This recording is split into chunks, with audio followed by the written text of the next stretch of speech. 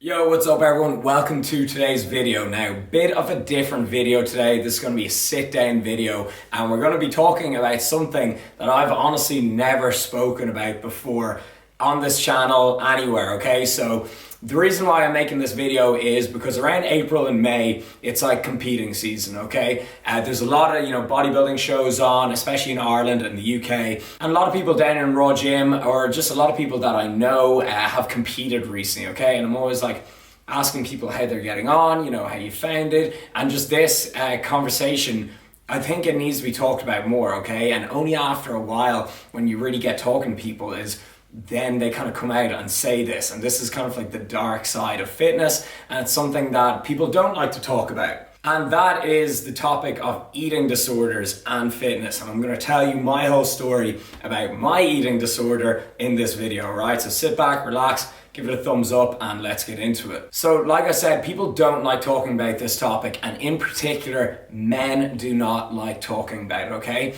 I've noticed that men in general, which make up about 60 to 70% of my audience, they don't like talking about things that seem like they're out of their control, okay? So stuff like eating disorders, mental health, depression and anxiety, okay? Because we don't like to admit that, oh look, I don't have this in control, there's something wrong with me. Or they may think it's feminine to talk about it openly, okay? And I think that stigma just really needs to go. I think we all need to look after our mental health just as much as our physical health, okay? And so people think it's like, they need to man up and just toughen up and not talk about it and keep it on the inside. And while I do agree to a certain extent that, a lot of us do need to toughen up and life can be brutal, there's nothing wrong with just talking about it and being open. A real man says whatever he wants. So you should put your hand up and say, hey, this is bothering me and I want to get it off my chest. So maybe the whole kind of mental health and talking about it thing is a topic for another day. Comment down below if you'd like to hear me talk about that and address all of that.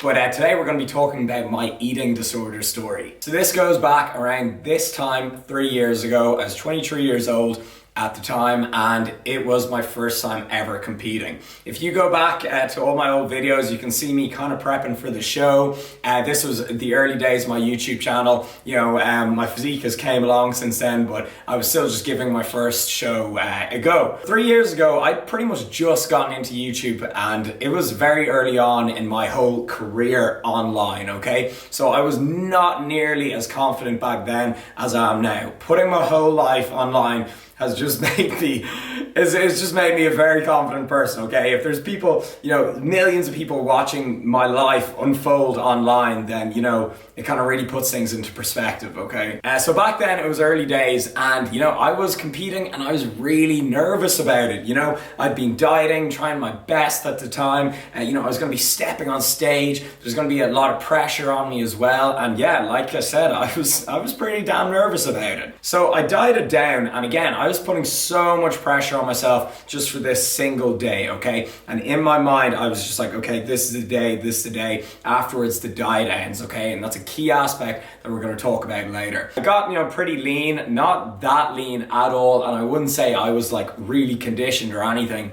but either way, I did the show anyways, and I did really bad, okay? I didn't even place. You've been dieting for ages, you're placing so much focus on this, and then when you just don't get a result, you are pretty sad afterwards, okay? Again, I was being optimistic. I was like, oh, it's my first time competing. I gave it a shot. It's a new experience. It's a new thing. But you are always left pretty disheartened afterwards. But then the weirdest thing happened, okay? I was placing such focus on my diet that afterwards, okay, that night, right, I was driving home, the competition was in Limerick, okay, I stopped in every single service station along the way, just getting ice cream, like M&Ms, Skittles, crisps, everything. I was draining my sorrows in calories, okay? I was so sad about the competition that I was like, yeah, whatever, at least I just get to eat whatever I want now. And then that night when I got home, when I finally arrived home, because it's a long drive, I ordered a huge Domino's pizza, okay? The full family meal to myself. And then the next day I just woke up and I was like,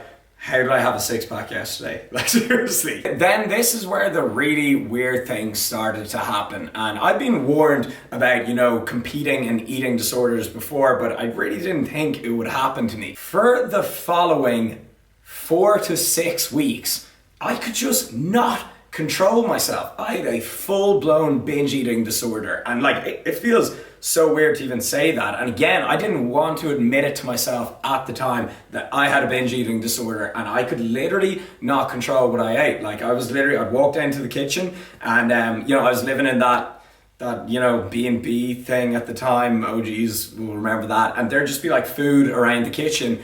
And I would just eat it. I'd eat other people's food, if it looked good. It was crazy. I could be completely full, okay? I could be stuffed and I would still just keep throwing food in my mouth, okay? I could not control what I ate. And I would say to myself, I'd be like, Rob, just go back to your normal diet. Stop doing this. You don't need to eat all that food. But it was really strange. I just couldn't control what I was eating. And that has really helped me understand what people feel when they've got a binge eating disorder, okay? And so that again lasted quite a while, lasted a good few weeks. And then eventually it just kind of died out a little bit. I think I went on a holiday and I just kind of got it out of my system. And then I noticed I'd got really, really out of shape. And I was like, okay, it's time to get my act together. And I slowly got back on the wagon. So after going through that, I said, whoa, I never want to, feel like that again. Just feel like I've no control over myself. So I started researching into eating disorders and, into being more, having a better relationship with food. And I can gladly say now, for the past couple of years, I've had a really good relationship with food. I don't even think about food often at all. I really enjoy my diet. You guys notice how I stay in shape year round, and I honestly think that's because I have a good relationship with food, okay? Sometimes I track macros, sometimes I don't. Sometimes I'm more flexible with my diet, sometimes I'm more rigid, but it's chilled. I really enjoy my diet and I rarely ever binge eat. And if I do, it's I plan on it. It's I'm going out with friends tonight and I'm going to enjoy my dinner, I'm going to enjoy my food. It's not out of my control. So after that happened, I really spent the year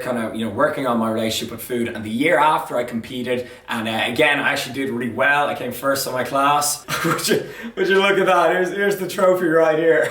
And so yeah, I did much better in that competition and I didn't drown my sorrows in calories afterwards. So I think that's another thing to think of as well. But I was so much more prepared and so much more mindful of how bad I would feel if I really had a bad kind of rebound after my show. So that was the last show I did. That was 2 years ago, and as much as I enjoyed it, I really did. Competing, I'm not sure if I'll do it again. Never say never, but I think there's a lot of cons to it. There is pros to it as well. If you really like it, then obviously keep doing it, but just be mindful of the kind of negatives to competing and setting so much pressure on yourself. But so anyways, here is kind of my advice for anyone who may be struggling with some form of eating disorder, in particular a binge eating disorder, or they feel they have no control over their diet. So this is what I've learned. First of all, if it is very serious, you should seek professional help. I am not a professional or an expert in any of this field, and eating disorders are very, very serious. You can also get much more extreme eating disorders. So seriously, it is something to be taken seriously, and I'm not an expert. So it's helped me of becoming really a master of my own diet, which is such a big thing. Nutrition is such a huge part of our life. We eat every day, we eat with friends. It controls how we look. Having a good relationship with food and a good nutrition is huge. It'll impact how you look and how you feel and everything, okay? So I think this is very important. So here are a few tips that really helped me, okay? In no particular order, number one is be flexible, okay? I follow flexible dieting. I eat something I love every single day. If you're gonna stick to your diet long term, you're gonna have to enjoy it. Do you think you're gonna do something you hate for the rest of your life? Of course you're not. This one is extremely important, and I spoke about it earlier, and it is don't set an end date on your diet, okay? I think that's so important. It's okay, let's say your competition's on the 1st of June, all right? You're and you see people post about this. You're on the 1st of June, I can't wait to just finish it and just eat whatever I like, or you're like, oh, I'm going away on holidays on the 1st of June and oh man, I'm gonna eat this, that and everything. And like, you're already basically saying, I'm gonna fall off this diet, I'm not gonna stick with it, okay? So think about that, you know, like you're pretty much saying out loud, I can't sustain this, okay? This is not sustainable. So I think that one's hugely important. Next point is don't take it to the extremes. And this one isn't really for the competing people, because if you are competing, you are gonna have to take it to the extremes. But if you're looking to just get in shape, like there's no need to diet down to like 6 or 8% body fat. You know, you'll get abs and you'll look good at like 10 to 12% body fat. Like, you know, you'll be athletic, you can sustain it, you won't have to go super low calories or do so much cardio. You know, if you've got a sound and structured plan, then, you know, it shouldn't be that hard and it shouldn't be an extreme thing for you to achieve.